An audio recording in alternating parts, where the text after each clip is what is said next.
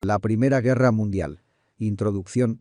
Los acontecimientos desarrollados en Europa a lo largo del siglo XIX se van a canalizar a comienzos del XX en una guerra entre las principales potencias europeas, que será mundial por la implicación de intereses económicos extraeuropeos, Estados Unidos, así como por la intervención de los imperios coloniales en el conflicto. El desarrollo industrial, tecnológico y de los medios y redes de transporte harán del conflicto el más sangriento, destructivo y general. La caída de Bismarck en 1890, provocada por las diferentes concepciones políticas entre este y el Kaiser Guillermo II, lleva a que todo el edificio diplomático construido en torno a Alemania, que aseguraba estabilidad y paz en la zona, se venga abajo. La etapa 1890-1914 finaliza en el estallido de la Gran Guerra. Se divide, a su vez, en dos momentos.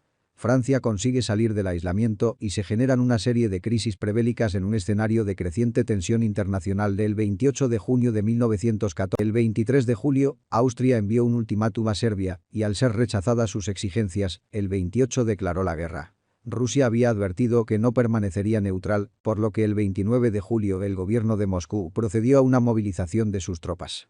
Francia e Inglaterra advirtieron a Berlín que no serían neutrales.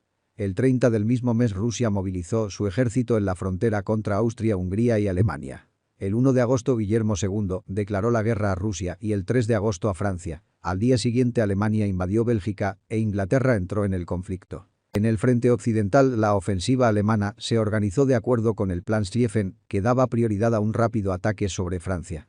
Francia no esperaba un ataque sobre el norte, Bélgica era neutral, de modo que el avance alemán fue rápido. El 2 de septiembre los alemanes se situaron a las puertas de París, pero el mariscal Joffre se encargó de dirigir la guerra y frenó a los alemanes. Ante la imposibilidad de avanzar con rapidez, Alemania respondió por el mar con la toma de Brujas, Gante y otros puertos. El frente occidental se estabilizó. En el frente oriental los alemanes vencieron a los rusos en Tannenberg y Lagos Masurianos.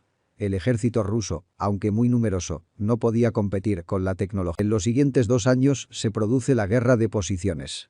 La guerra de posiciones constituye la fase de las trincheras y del desgaste. Otros países fueron seducidos por la guerra y decidieron participar. A finales de 1914 intervino Turquía, al lado de las potencias centrales por temor a Rusia, y Japón lo hizo a favor de los aliados, conquistando las islas alemanas del Pacífico. Los aliados iniciaron la ofensiva de Champagne, que fue incapaz de romper el frente occidental. En el frente oriental, Alemania lanzó las ofensivas de Lituania y del Vístula que obligaron a Rusia a una retirada. A lo largo de 1915 entraron en guerra nuevas potencias, Rumania e Italia dejaron de apoyar a las potencias centrales y en este año tuvo lugar el desembarco anglo-francés en Gallipoli, pero terminó en fracaso. Alemania decidió concentrar todas sus fuerzas en un solo punto del frente occidental, Verdún, e inició una ofensiva sin precedentes hasta entonces en 1916. Los aliados repicaron al intentar una vía de penetración en el Somme, pero tampoco lograron sus objetivos.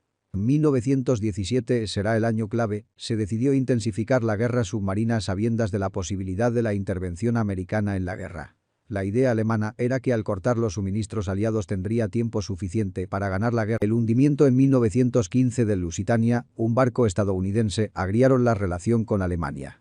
En enero de 1917, el ministro alemán del Exterior, Zimmermann, envió un telegrama al embajador en México con indicaciones para convencer al presidente Carranza de que México entrase a la guerra del lado de los imperios centrales. El telegrama fue interceptado por fuerzas de inteligencia británicas, lo que provocó la entrada de Estados Unidos en la guerra.